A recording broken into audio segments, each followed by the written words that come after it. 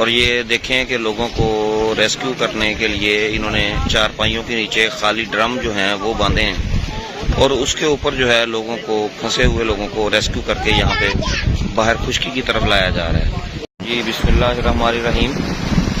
हम इस वक्त रुझान से फारग होके ये फाजलपुर की तरफ जाना चाह रहे थे और ये बरास्ता आकलपुर का ये देख रहे हैं आप कि इधर पानी आ चुका है रोड पे और ये रोड सारी जो है ये तबाह हो गई है और यहाँ से आमदोरफ्त जो है वो भी जाहिर है कि बिल्कुल ख़त्म हो चुकी है।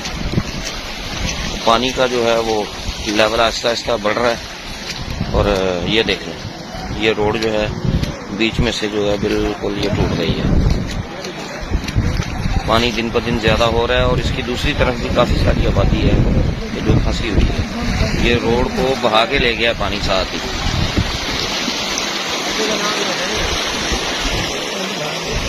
जी बिस्मिल्लाहिर्रहमानिर्रहीम।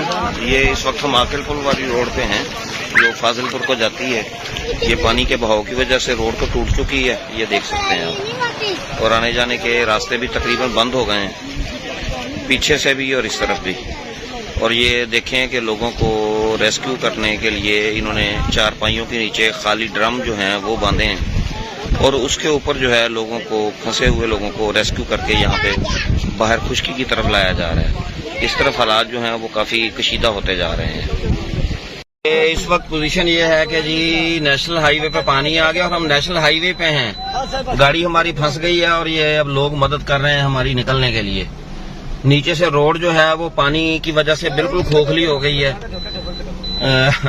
दुआ फरमाए अल्लाह ताला खैर से लेकर निकल जाए यहाँ से।